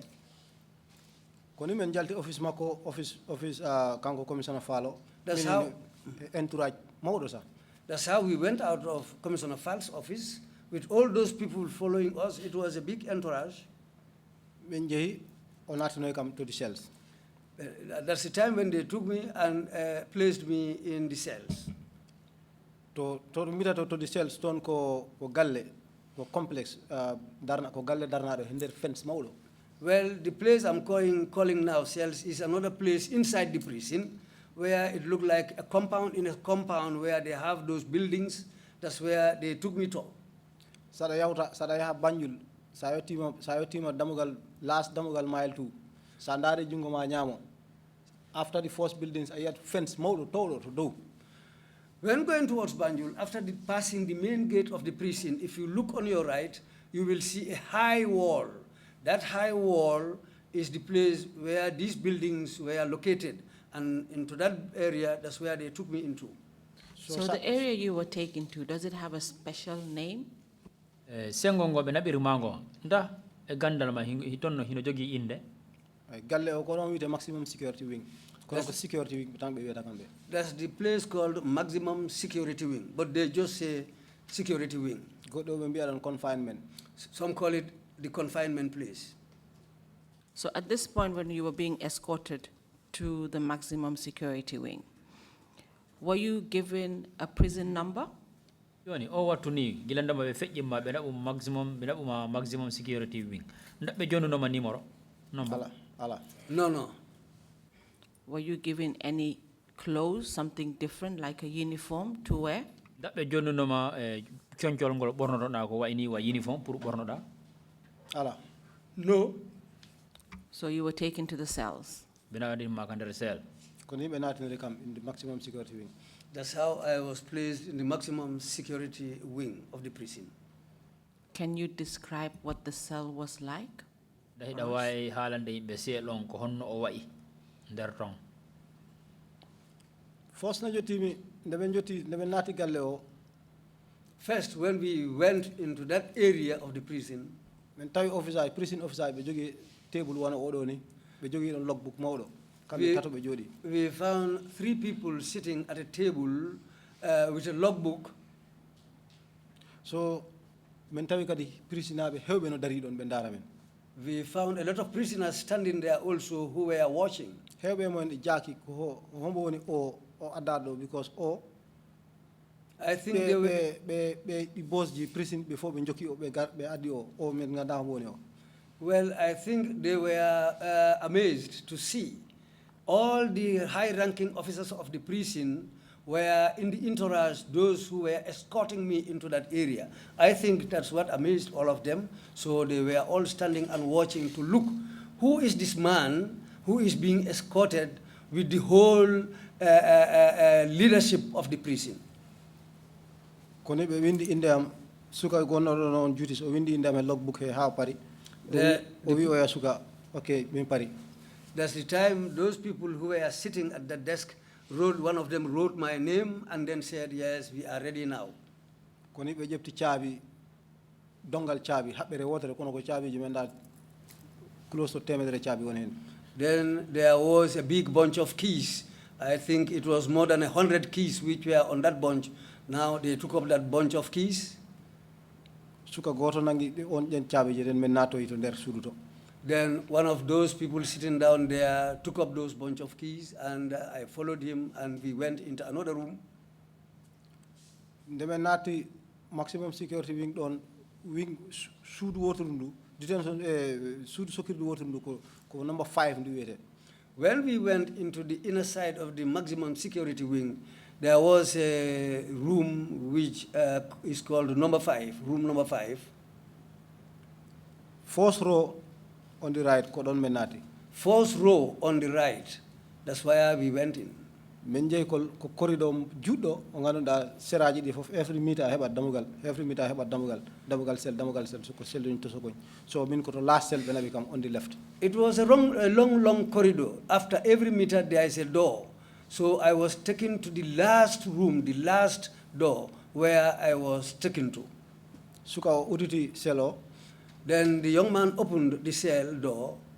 And fall adina to the cell up tower. Fal first went into the cell. We come, Mr. Sowe do wanata. Then he told me, Mr. Sowe, this is where you are going to stay. You okay? I said, okay. To come royalty. Then he went out. Actually, cello. Well, the cell itself, it's not wide enough. Njajeni makuburane o table, for example. The width can be equal to this table where I am sitting. And then Newton is about 2 meters. The length can be 2 meters. Wala palanter goto won wall concrete wall ko to do woni. There was a small window on top of the cell. Was that window for ventilation? Da on dem palantere no ko pour hendu. No hand has no hendu sinati and memata won on der ton. Even if air should come through that window, you don't feel it while it's inside the cell. Because darima wadi ni jungo ma wawaton mem. Because if you stand and put up your hand, you will not even reach that window. So damugal ngal ko jamdi wala. The cell door is made of iron. So tembinade bernde do ni he damugal he be wadi don wuddere mawde ni wawi tawa o so darima ni wata hejde der makko ko ma lela mo so wawa hejde. and there was a hole at the door, and there was something covering that hole. Well, even if a bottle you want to put it out, you have to take the bottle and put it and put the head or take it out. If you want to take out the bottle, you have to put the head out first before it can go out because of the smallness of the hole. So you're trying to tell this commission that the cell was in such a state that it was small to accommodate a human being. Joni hino wa ini ko fala da kon sifane sa halande commission on do ko woni selon no ebbirano ni o darnirano hino wa ini ino imo fandugol makko ngol no fandi ha wata ƴettude sa bani adama sa fotaka waɗede taw. Non way. Yeah, that's how it was. And that it had very poor ventilation. No wa ini hendu ndu ngadi ka natirta ton hino boni ha. Non way. That's how it was.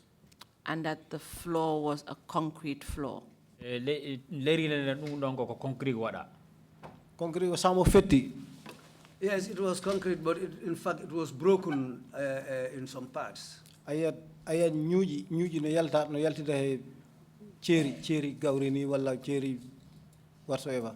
Well, if you look down, you will see ants coming out of those cracks with some things that they feed on. So then at the time Mr. Fall, Commissioner Fall took you to the cell, you said he now said this is where you shall be, and he left. Joni wattu mo Mr. Commissioner Fall on feƴƴi yeeso mo on yehi ha o udditi seelon o wima wonda Mr. Sowe ko ɗo wonata. Is that correct? Ndako noon yaari. Non way. Yes, that's how it went. Were you given any other items that would facilitate your stay in that cell? Da gila ɓe wima o udditi seelon ɓe wima wondema ko ɗo wonda. Woodi ko ɓe jonnunoma ɓe wima ko wondema wallitora ɗum ɗo ka nder seel ɗo. Certainly, gila natuɓe sello ɓoyani ɓe suka goɗɗo prisina sa miɗo andi inde makko Demba o wiyete ko police officer wono PI officer kanko de tawmo soka toon on detro on addi siwo Victoria mayone Victoria bota kañum he Evian 1.5 litre bottle wona oɗo ni on bo heewi ndiyam kono siwo was empty. Well, after they left shortly, a prisoner came back. His name is Demba. In fact, he was a PIU police officer, but he was locked there on death row. He brought a bucket, this mayonnaise bucket, an empty one, he brought that one for me, and a bottle of Evian water, and handed them over to me. Mr. Sowe, continue. So tawi mi andano mi anduno kay bottle ndiyam o kay ko ndiyam yartidam kono mi andano siwo ko ɗum watta dal I don't taw mi anda. At that time, I didn't know what the bucket was for. I knew that the Evian water at least was for drinking, but the bucket that they brought, this mayonnaise bucket, I didn't know what it was for. So koni Fall en fof njehi. Then Fall and his entourage left. Ko sokaɓe ɓe to nder kaso to because time nde gaddetonomin ɗo ko hedde 10-11 taw on waktu ɓe goni e break session taw ɓe fof ɓe yalti so ɓe gara ɓe ñakku ɓe daro sel ɗo ɓe fof ɓe gueto yurnade ɓe mbiya yoɓe gokkodire toon mbo kala yurno wawa kam salminde. Yes, when they left, the prisoners inside the yard, in fact it coincided with their break time, they were outside in the yard. So when Mr. Fall and his entourage left, and this boy came and handed these things to me, all the other prisoners in the yard started to come and look at me and exchange greetings with me. In fact, they were giving turns to each other so that they can peep through that hole, look at me, and exchange greetings with me. So, ko nde ɓen fof nde ɗum tampini kam korimade ɗon waɗano because mi andaɓe mi anda ko hoɓe goni ɓe mi anda I don't know dal. Well, that gave me real problem because I don't know these people who were coming, peeping at me, exchanging greetings with me. I was confused. I don't know what was going on. It was hard on me at that moment. Mr. Sowe, were they asking you certain questions when they were peeping at you? Joni si ɓe ari hiɓe yurnoma ɓe yaha nda woodi landiɗe yandana hiɓe landoma. Yes. Tell this commission. Nda way haalande commission ko landi sifa honɗum ɓe wondoma landade.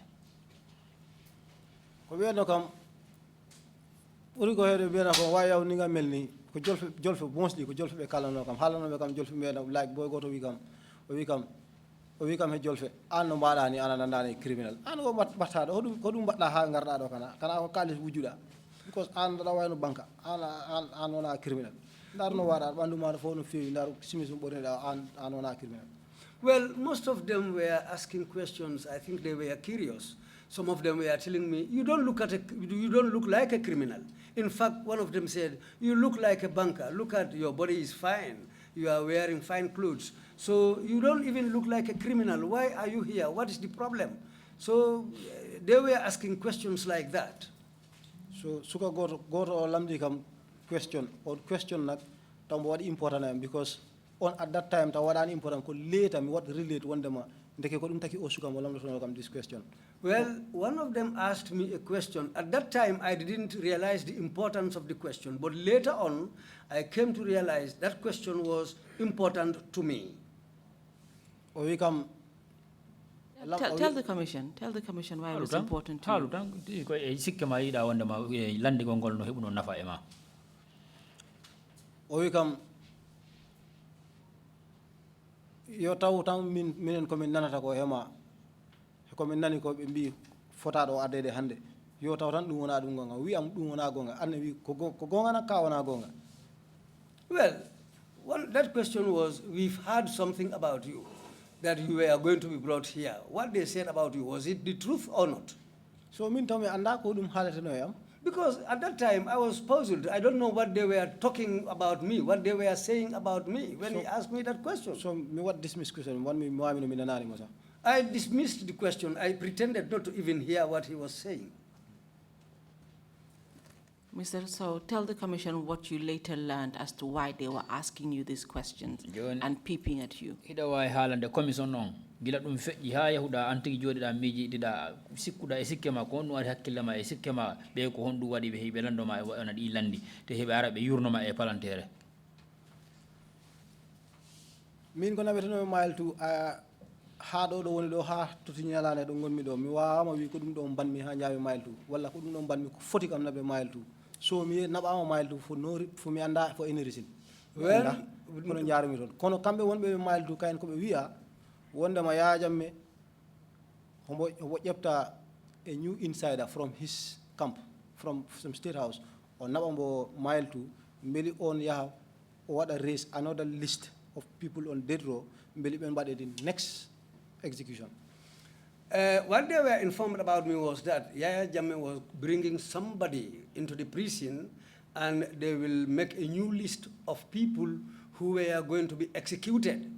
So after that information was given to these people, that's the time, later after that was the time when I was brought into the prison cells there. This was said before I arrived there. So this was the information they had, but I was not aware of it, and I didn't know that this was the information they gave them, that a new list is going to be prepared for people who are going to be executed. So, Mr. Sowe, you're trying to tell this commission that the inmates were made to believe that you were an insider. You were going to be an informant for Yaya Jammeh. That's why you were placed in the prisons to actually try to identify other prisoners who should be executed. Joni hino wa ini awi wandama an ko wiada kon ko be kibaru ko yotti ton kon e baawma ko dum woni wiigol wandama be nabete ton ka kasoton te a wona nay Yaya Jammeh neddo mo andanda wandama ka wujje e kibaru e ben sokaabe ton ben inde mabbe den haala inde mabbe no fotaabe kambe fu wonbe ton ben fotaabe warede ben konon way. Yes, exactly, that's what it was.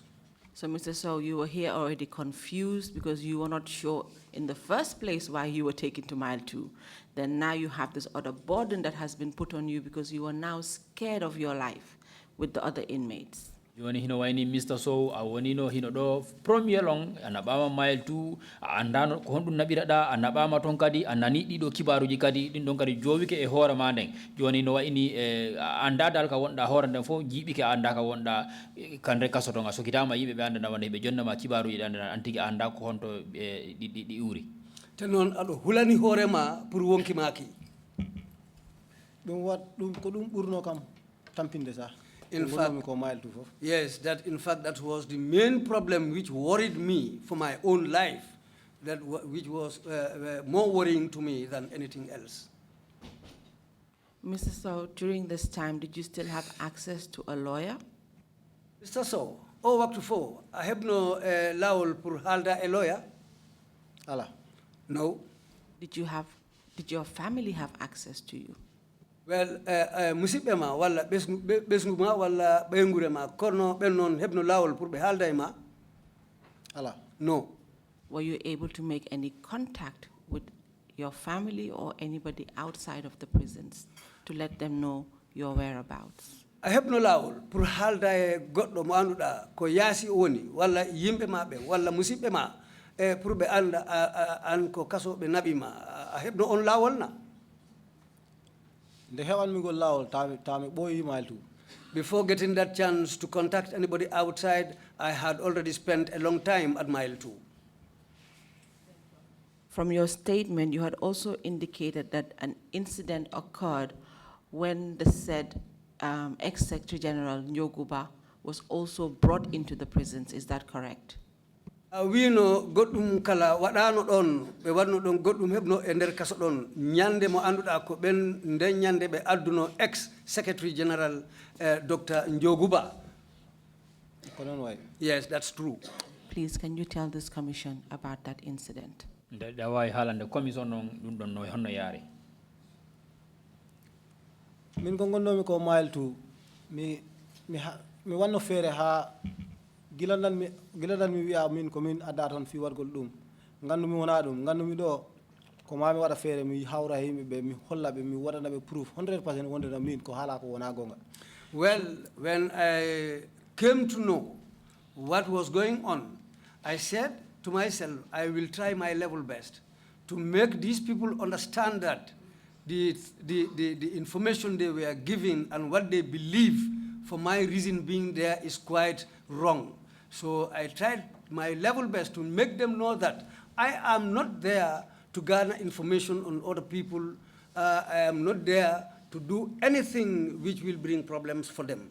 So I tried to let them understand that as much as possible. So ko on waktu kawrume convict de ngandunda be madama sentence ha pari be kam kala na hono be ngardi wobe kam biya wonde mako lamen jobata sokibe be no biya wonde ma ko njogu yobani be ha ko njogu be fala be nani wonde ma mimi do welde njogu ko njogu be fala mi halana mbeli o yobana be kambe fine mabbe mbeli be ngacite. Well, I tried to meet with some convicts who were telling me that they were locked up by Lamin Jobate, and some informed me that they want Mr. Njoguba to help and pay their fines, those who were fined at the court, so that he will pay up their fines for them to be able to be free. So ko heben goto mo en wi kam wonde ma in fact Njogu yo Lamin Jobate yo pa hari fof ben fof be gaddama ben men yat. During that discussion, one day, one of them just suddenly told me that these people that they are naming, Njogu, Lamin Jobate, and Harry, were all now in the prison there. They were all brought and locked up there with them. So, konimbi isita woni Njogu modo. That's the time I said, if Njogu is also incarcerated here. Despite sukabe be ngachite. And upon all that, he is able to pay for some people to pay up their fines so that they'll be released. I said, well, if that is the case, then that's good. But personally, myself, what the interest in Njogu at that time. But what was my interest in Mr. Njoguba at that time? It's because Njogu was no Secretary General. Because when I was arrested, Njoguba was the Secretary General at that time. So kala ko wawno tarade within the office de hawada hamil minange. Whatever had gone on in that office to the point of my arrest, he should be aware of that. And I wanted those answers from him. But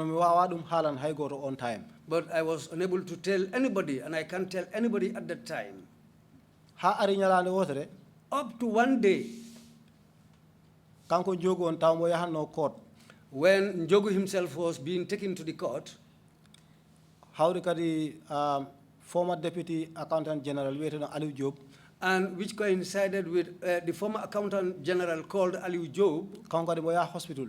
and he was also going to the hospital. So kambe dido fo be kawri at the waiting shed. The two of them met at the waiting shed, Be fari motoji mabbe nawo be bide. and they were waiting for their vehicles. So hender yewtere mabbe kambe dido. In their discussion, the two of them, Nde wonno Aliou kango koto maximum security wing to ko minen gondi ton. and Aliou was one of us at the maximum security wing, Te jogo en kambe koto main yard be ngoni. and Jogu was locked up in the main yard. Be kawri don dum wonno chance kambe dido be wawa haldude sa. When they met at that waiting shed was a chance for them to discuss. Aliou wimo. Aliou said to him, Ah bro, anon o suka goddo bodo suka o definitely mo hala ko very good things about you te kanko dal kala do tawi men no tonyam be hala affaire ma sa kanko watama defend no. And mi wadi understand no ma taw don beldi no bete. that's the time when Aliou informed Njogu that there is a young man in the prison here in the maximum security wing. This man defends you anytime some people said very bad things about you. This young man stands for you. If they say wrong or bad things about you, he's the person who defends you vehemently. So kono suka o bodo family makko yitamo lawyer yitamo o be nabatamo haydo infirmary hospital infirmary wondo der mile tudo sa.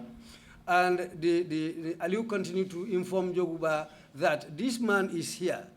He has not been given the chance to his family. He has not been given the chance to see a lawyer. In fact, they don't even take him to the health center or the clinic inside the prison here whenever he has an issue concerning his health. So sita woni bo no halitani wonda ma you were very close to him an hada do joni wat fere anen hada mo walita seda. And the boy has spoken well of you. He defends you. And if it is true that you were close, I think you should try and do something for this young man. O yimo bo ko buri ko falede fo o waktu do.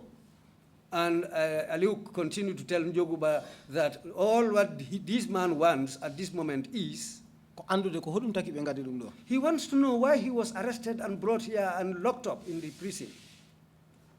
So Njogu is jabagol Aliou So when Jogu was replying to Aliou, o wimo bilay boy o is a very good boy. Kamne haali ko kala ko buri mojude o haali dum e am. then Jogu said, Bilai, this boy is a very, very good boy. And Jogu went on to say very positive things about me. O wi in fact mawdo gorko tawmo lamdo ton woni president o wi lamido tawmo arino nyalande sax before mi iwde ton as secretary general mawdo gorko meedi mo lamdade hoto o ya pullo am woni. In fact, one day, according to Njogu, the president himself asked him and said, where is my dad Fulaman? Where is he now? So Njogu jabi ya jame at that time o wi bo Mr. Sowe mbo wada studies in UK. What Njogu told Yaya Jammeh on that day was that your Fulaman has gone to UK for studies, for further studies. So Aliou gilaw halande dum Aliou. When he said this to Aliou hori wade dum process hakile makko but before o wade mo jabade sa taw moto Aliou en o ari. So taw moto Njogu en o ari Njogu en kambe je mbofi Aliou no jodi don. When Njogu said this to Aliou was puzzled. He was thinking how to reply Njogu about that. So, but that moment, Njogu's vehicle arrived, and before anything else was said, Njogu boarded his vehicle and left. So, when later Aliou ne yahoy hospital hande arti he came o ari straight selam. Then Aliou Aliou sat there for some time and later left and went to the hospital. But when he came back from the hospital, that's the time when Aliou came to my cell and narrated all these things to me. I said to him, oh, is it like that? He said, yes. Njoguba knew that I was at mile 2. Njoguba anda mine Aliou ko woni rapport hakunde amen. Njoguba didn't know the relationship between me and Aliou. Ha o wi Aliou wonde no Aliou ko lamdimo ko kanko o jalna Aliou ko haalde president concerning me. What Aliou narrated to him, he didn't reply Aliou based on those questions. Then he went on to tell Aliou that, well, it was the president one day asked for him. Then I told the president that he has gone to UK to study. I was at Mile 2 at that material time. We are no president in the UK. And Njogu knew very well that I was at the Mile 2 prisons. Then why was he telling the president that I was in UK for studies? At that time, what I came to know, Njogu ko message ko misal falno okude Aliou o andi Aliou halni kam mi wadat mi faman goddum. Well, I think it was a message that Njogu was trying to pass to Aliou, so that when Aliou explained this to me, I will come to understand. Sorry, can we take that again? Can you explain that part again? You're trying to say you believe Njogu was trying to send you a message. Da way rewtade dum da fala wiide wondema Njogu ko falno ko haalande Aliou ko dum woni o falno mo jonnude e kibar o falno jonnudemo Aliou. Njogu ba secretary general bo anduno wondema mimi do Mile 2 because family am sa yehi ha galle makko be kala ni mo wondema be gandi be tini wondema mi do wada diten Mile 2 mo andi dum. Njogu ba knew very well that I was at Mile 2. My family even went to Njogu ba's home to tell him that we know Mr. Sowe is in the at the Mile 2 prisons. And Njogu knows all this. Kono dum fof. But upon all that, kanko yawo wi president wondema mimi do UK. He went and told the president that I was in UK for further studies. Min ko rimi ngandumi dal do ko dum wodi ko dum firti. Then I decided to think that, well, there must be something in this which I don't understand. Because mimi do Njogu men boy ligodade. Because I have worked a long time with Njogu. Thank you, Mr. Sowe. So after this incident, it later happened that you yourself met with Mr. Njoguba. Is that correct? Joni no wa ini gila dum do fo hebi antige horema hawrudun e Mr. Njoguba ndako ko non. Ko non way. Yeah, that was true. That's true. Can you tell us what happened at that encounter with you and Mr. Njoguba? Da way haalande yimbe joni gilande ma yahuda ha hawrutuda e Mr. Njoguba ko hondum hebi ton hondu wadi ton. Gila dum yawti wono lebbi. After all this, some months passed. Ha watti hengol minen Njogu satamen batti windodirde small notes minen nellondira. Until it came a time when we were exchanging notes, myself and Njoguba. Taw kanko mo main yard mimi do maximum security. We used to exchange small notes. He was at the main yard of the prison, and I was still at the maximum security wing. Ha ari nyalande wotere rek. Up till one day, be mbadi dum kam transfer kanybe mo Lamin Jobate. They transferred him and Lamin Jobate. Ngiti be main yard be ngati be confinement. They were taken from the main yard and brought into the confinement wing. It was broad daylight. So min wadi receive Njogu? I received Njogu. Taw mi hebi suka be nganda at least ben tedini kam so ko ben bi me yobe yabe fitana kam selo hawala ba. Because at that time I had good relations with some of the people incarcerated at the maximum wing, and we were having a very good relationship. In fact, I ordered them to go and clean the cell where Mr. Njoguba was to stay. They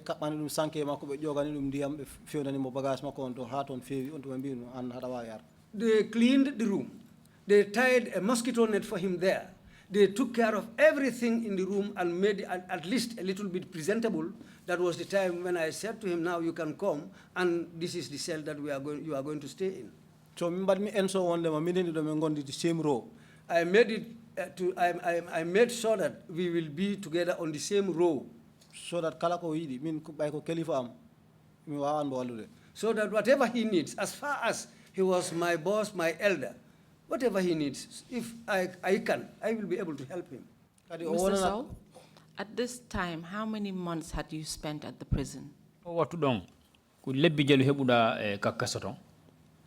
On time ta almost sit and yawtide because dum ko hedde around 2013 2014 na. Well, at that time I had already spent more than a year there because it was either in 2013 or 2014. Thank you. Continue. So Gila Njogu ari men goni ton balde fof mi do wada watengol ko mi wata dum comfort mi do wada comfort because gonga mi do fo mi den tampi kono sa andari position of Secretary General Minister of Presidential Affairs on andari hande seldo woni andari protocol officer andari seldo woni minen tampi kono at least I was better off than him. Well, when he came there, we were there for some days. I tried to comfort him. I tried to help and do things for him that will ease things for him. Because if you look at Njogu, somebody who was at the position of Secretary General and with holding a ministerial position, and you come and see the cell where he was put in, and me as a former protocol officer, the cell where I was in, if you look at Njogu's condition, it was really pathetic. So I took it upon myself to stand by him and try to help him. Whatever he needs, if I can, I always help him. So, hakunde amendal mi jabani hay goto wona hakunde don. I didn't allow anything to be between us. Ha ari nyalande Until one day, mbimi dum comme jiddol jewten non mi falama lamdade do ko kaccambo kebdunoda he goddo he Aliou Diop specifically. then that day, I told him, well, I wanted to have a short discussion with you about a topic which you once discussed with Aliou. O wi kam okay, so ndewtani mo fof story mo kalan mi ono. He said, okay. Then I narrated everything to him as I just said here. Mbimi so andi ko jinmi ando wi kam. Then I asked him, you know what I want to know? He said, yes. Mbimi since ngandondirden enen dido. I said to him, since we became acquainted, the two of us, Whether an hada wanno honest I am or not, me anda kono me I was honest to you. whether you were honest to me all the time, I didn't know, I cannot say. But I have always been honest to you throughout our relationship. Mbidum kono ha hattoti nyalande hande mi meeda yi nyalande de kalanda kam ko ganduda wona gonga. Up from all the time, up to date, you have never told me something which I will take as something which is not true. I took all what you said to me as the truth. Mbidum so Aliou Diop ko kalanda dum ko wondema lamduma hoto gon mi hada andi mi do mayltu kono biida dum. Mbidum simi andano ma. I said to him, if had I not known you, Du warano tampina no kam no beta hakune mede do. this would have created a very serious problem between the two of us. Mbidum kono am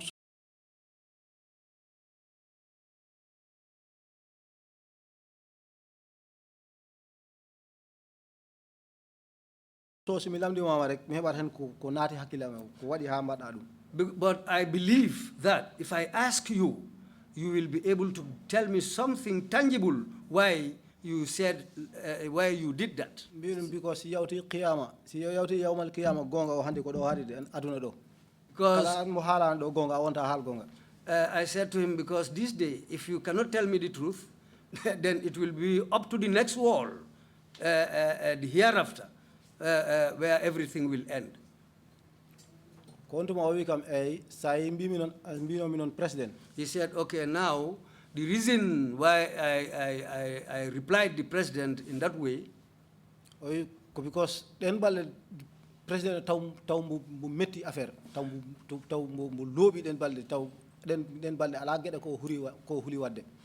because the reason I told him that was, in those days, the president was a very wild man.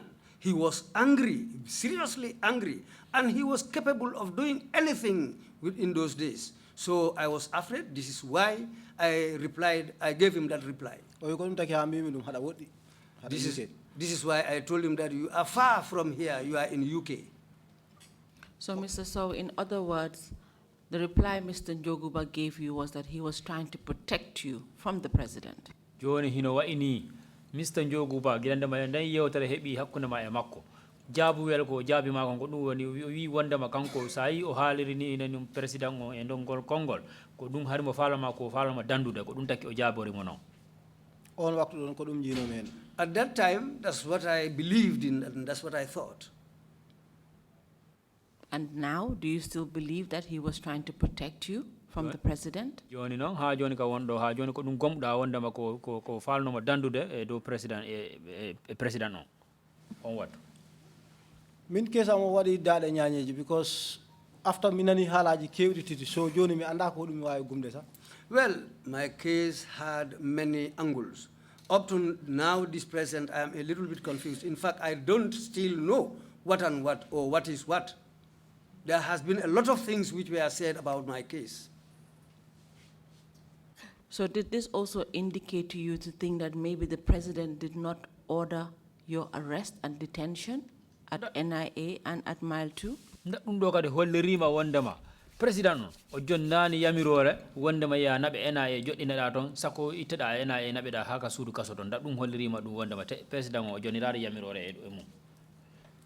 Sita woni jogu e président Jammeh ɓe mbawi joɗade ha président Jammeh mo lamdomo, where is my fulaman? Sita woni the executive directive actually came from him. Tawoni the executive directive ko jungo makko kongol ngol ko jungo makko iwno. Winani ko hanga ko wadi ko stupid for mi sikki. O wawi shiftorde wonema kanko okuno directive yomi sokoye. Then, if that is the case, if had it been that the executive directive they said, which took me to Mile 2, came from the president, if that was true, then I don't know how it came about that the same man who gave that executive directive can come and turn around and start asking, where is my fuller man? Say that part really puzzled me. I cannot understand that part. Because however stupid he can be in Jogu, I don't think that he will say that executive directive came from the president. When the president doesn't know where I was, to the point of asking for my whereabouts. That delegation go to UK, British couple, receive. There was a couple who usually come from the UK. I usually receive them. At some point, look, there is one guy who used to pick us, and we had started building relationship with him. A lot of things, what they invest in this beehive and whatsoever. So then, on Hotowoni, they went to the point of asking the president himself one day. When we always come to the Gambia here, there was a man, a fuller man, who usually receives us, and he stands and does a lot of things for us. We have rebuilt a good relationship with this man. Now, where is this man? They asked the president himself this question. Mr. Sowe, just to get it clear for the commission, it would be correct to say that you were kind of lost in a system. We put the commission on. After yahuna e hore ma ha wattu ma anda wonda ma dum jib after fo jibono e hore ma fo jibino ma halaji di ta hewi. Yes, everything was mixed up. I was really lost, and there were a lot of things which were being said. Because at some point you had the belief that it was the president that gave executive orders. Wattu after yahuna ha wattu jigo antiki a holino wonda ma ko Yaya Jammeh tiki jonnuno yamirore nden. Then it came to a point where he himself was asking for your whereabouts. Joni afero ye ha e wattu kadi him kanko tigi e hoore makko himo lando honto wonda. And then he was being told that you were out of the jurisdiction. O wiya wondema an ala indi leydi do hida yalti e leydi ndi.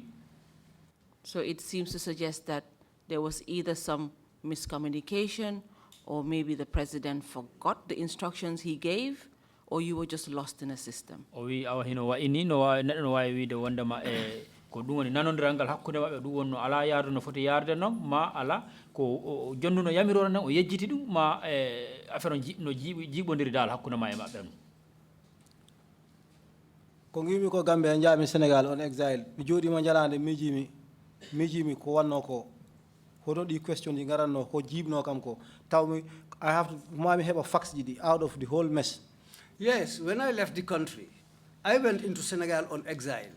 Then one day I sat down and thought about all what transpired, all what was being said about my case. I looked at it and I said, I will do my level best to get all these facts right. Me have no final conclusion on this.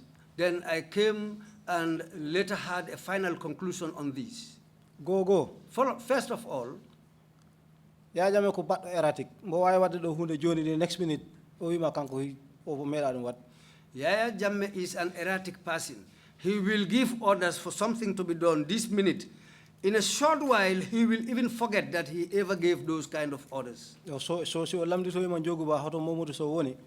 Then if that's the case, and later on if he should ask, Njoguba, where is Momodou Sowe?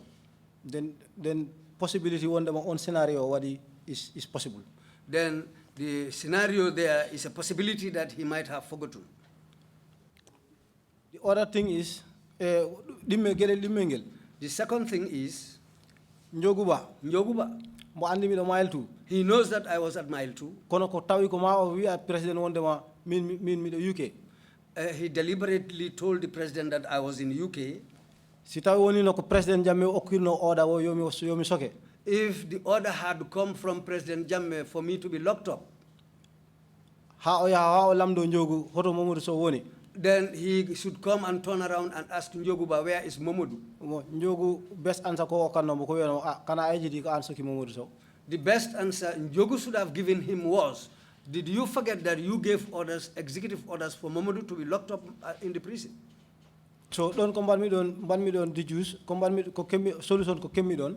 The solution I thought about that point, Ko wonde ma Njogu that Njogu, mi laabaka de I'm not quite clear about this, te mi tegani mo hay hunde. and I am not blaming him for Allah anything. subhanahu wa ta'ala woni seede am kanko woni andi ko woni bernde am. It is Allah who is the witness to all this, and it is Allah who knows what's in my heart. Kono wawi tawa wodi ko falno suudde president ko jiida e ko sokami ko. Then there should be something that he is trying to hide from the president concerning my imprisonment. Hey. Thank you, Mr. Sowe. So that just takes us back to the conclusion that you were lost in a system, and this fact led to you spending more than 26 months in mile 2 detention in maximum security. Joni hino wa ini affaire on foko jibino e ma amajjuno e affaire on anda honto wonda dum sababu ha dum ari sababu wonda ma sokada e kasoton lebbi no gasi e jeego e kaka kasono e joddina do anda ko e dalila hon dum sokirada. Gonga. Yes, that's true.